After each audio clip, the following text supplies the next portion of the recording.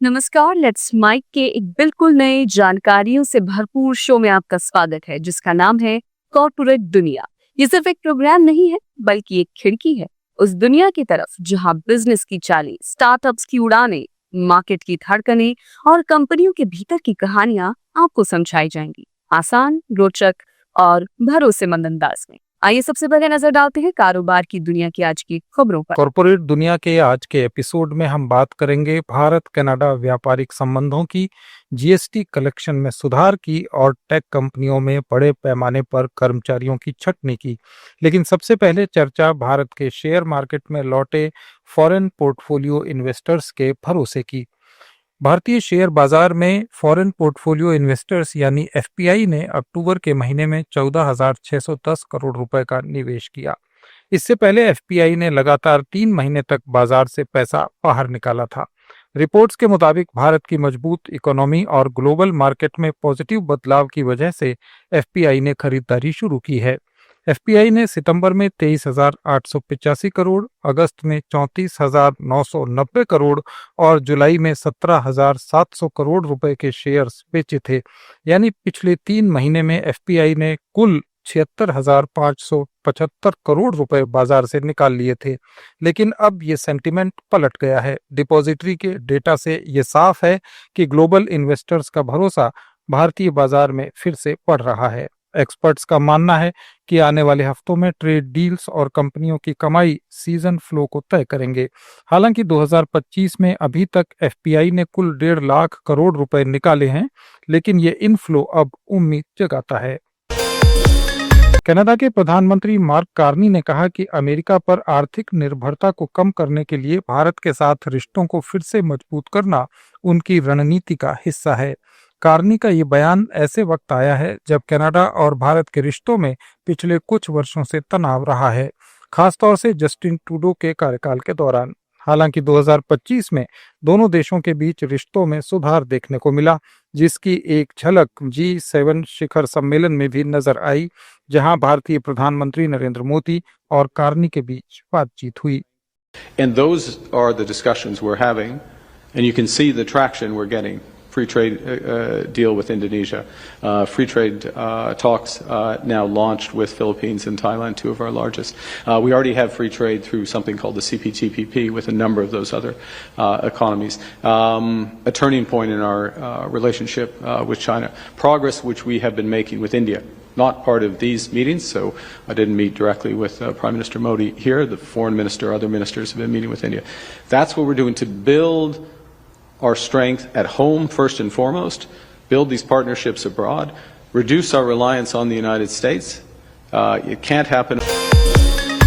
देश की आर्थिक दिशा पर एक अहम संकेत देते हुए एसबीआई रिसर्च ने कहा है कि वित्त वर्ष 2026 में जीएसटी से होने वाली आय सरकार के बजट अनुमान से कहीं ज्यादा होगी। रिपोर्ट के अनुसार राज्यों में टैक्स दरों के पुनर्गठन के बाद भी जीएसटी से होने वाला कुल रेवेन्यू मजबूत स्थिति में रहेगा। ये इंडियन इकोनॉमी में कर प्रणाली की स्थिरता का संकेत देता है। एसबीआई रिसर्च की रिपोर्ट में कहा गया है कि वित्त वर्ष 2026 में जीएसटी संग्रह बजट में तय अनुमान से ज्यादा रह सकता है।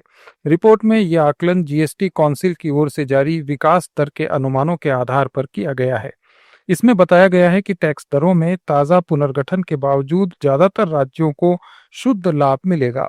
सितंबर 2025 में लागू किए गए जीएसटी दर पुनर्गठन के तहत अब 4 स्लैब का स्ट्रक्चर लागू है: 0%, 5%, 18% और 40%। रिपोर्ट के मुताबिक महाराष्ट्र को इस बदलाव से करीब 6% का लाभ होगा, जबकि कर्नाटक को 10.7% तक की बढ़ोतरी मिल सकती है। रिपोर्ट में यह भी कहा गया है कि दरों के रीस्ट्रक्चरिंग के बाद कुल मिलाकर राज्य नेट गेनर यानी फायदे में रहेंगे। वित्त मंत्रालय की ओर से जारी आधिकारिक आंकड़ों के अनुसार अक्टूबर 2025 में जीएसटी कलेक्शन 4.6% बढ़कर 1.95 लाख करोड़ रुपए तक पहुंच गया है, जो पिछले साल इसी महीने में 1.87 लाख करोड़ रुपए ही था। अप्रैल से अक्टूबर 2025 तक कुल संग्रह 9% की वृद्धि के साथ 13.89 लाख करोड़ रुपए दर्ज किया गया। इस दौरान सेंट्रल जीएसटी, स्टेट जीएसटी और इंटीग्रेटेड जीएसटी सभी में बढ़ोतरी देखी गई, जबकि सेस के कलेक्शन में थोड़ी कमी आई। एक्सपर्ट्स का मानना है कि ये प्रवृत्ति जारी रही तो अगले महीनों में सरकार का रेवेन्यू और मजबूत हो सकता है। आंध्र प्रदेश ने पिछले महीने में 3021 करोड़ रुपए का जीएसटी कलेक्ट किया। पिछले वर्ष की तुलना में इस वर्ष राज्य के शुद्ध जीएसटी रेवेन्यू में 8.77% की वृद्धि हुई, जबकि कई वस्तुओं पर टैक्स दरों में कटौती की गई थी। कुल जीएसटी संग्रह 3,490 करोड़ रुपए रहा। रिपोर्ट में बताया गया है कि अक्टूबर 2025 के लिए राज्य में शुद्ध जीएसटी कलेक्शन 3,021 करोड़ रुपए तक पहुंचा, जो 2017 के अक्टूबर महीने में दूसरा सबसे बड़ा टैक्स कलेक्शन है। इस अवधि में राज्य जीएसटी से 1,247 करोड़ रुपए प्राप्त हुए, जो पिछले साल की तुलना में 6.2% ज्यादा है। वहीं इंटीग्रेटेड जीएसटी से 1,773 करोड़ रुपए मिले, जो पिछले साल की तुलना में 10.6% की बढ़ोतरी है। ये प्रदर्शन आंध्र प्रदेश की राजस्व वसूली में लगातार सुधार और टैक्स एडमिनिस्ट्रेशन की दक्षता को दिखाता है। देश में बंदरगाहों के ढांचे को मजबूत बनाने के लिए housing and urban development corporation limited ने करीब 1.1 लाख करोड़ रुपए के 6 एमओयू पर हस्ताक्षर किए हैं।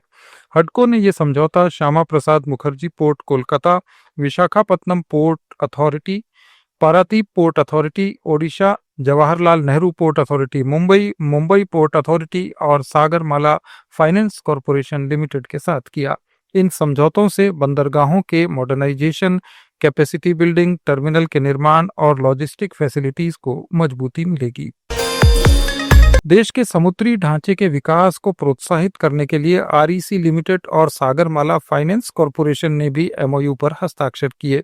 इसका उद्देश्य भारत के समुद्री और कोस्टल संरचना क्षेत्रों में संयुक्त रूप से फाइनेंसिंग और इन्वेस्टमेंट के अवसरों को बढ़ावा देना है। Power grid corporation of India limited ने देश के बिजली नेटवर्क को मजबूत बनाने के लिए 3,375 करोड़ रुपए की 2 टीबीसीबी परियोजनाओं का अधिग्रहण किया है। कंपनी ने विंध्याचल वाराणसी ट्रांसमिशन लिमिटेड और एसआरडब्ल्यू पावर ट्रांसमिशन लिमिटेड नाम की 2 परियोजनाएं पीएफसी कंसल्टिंग लिमिटेड और REC power development and consultancy limited से एक्वायर की। इन योजनाओं के तहत उत्तर प्रदेश, मध्य प्रदेश, महाराष्ट्र और कर्नाटक में 765 केवी ट्रांसमिशन लाइनें और सब स्टेशन स्थापित किए जाएंगे, जिससे रीजनल ग्रिड्स की कनेक्टिविटी बढ़ेगी। दुनिया की बड़ी टेक कंपनियां 2025 में बड़े पैमाने पर छंटनी कर रही हैं। इस साल अब तक 218 कंपनियां 1,12,000 से ज्यादा कर्मचारियों को नौकरी से निकाल चुकी हैं। टीसीएस, माइक्रोसॉफ्ट और अमेजॉन जैसी बड़ी टेक कंपनियां लेऑफ में सबसे आगे हैं। इन कंपनियों का कहना है कि एआई टेक्नोलॉजी, धीमी अर्थव्यवस्था और कॉस्ट कटिंग के कारण ये छंटनियां हो रही हैं। चिप मेकर इंटेल ने अपनी ग्लोबल वर्कफोर्स को करीब 22% घटाने का फैसला लिया है, यानी इस कंपनी के करीब 24,000 लोगों की नौकरियां जा रही हैं।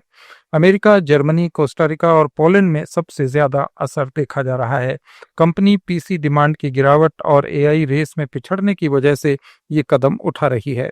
भारत की सबसे बड़ी IT company Tata consultancy services ने भी सितंबर तक 19,755 कर्मचारियों को निकाल दिया, जो इसका अब तक का सबसे बड़ा ले ऑफ है।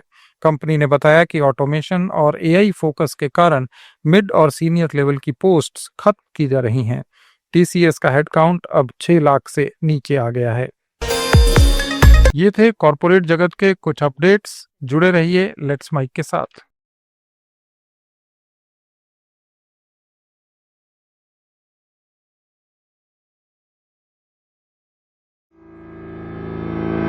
It's time for news. It's time for more than radio. Presenting the first radio news app, Let's Mic. Let's Mic, a news-based app on your phone where you get to watch and listen news, talk shows, interviews, radio show podcasts. On Let's Mic, you get all relevant information of TV, print, radio, podcast, and digital. Let's Mic talks about every segment of life.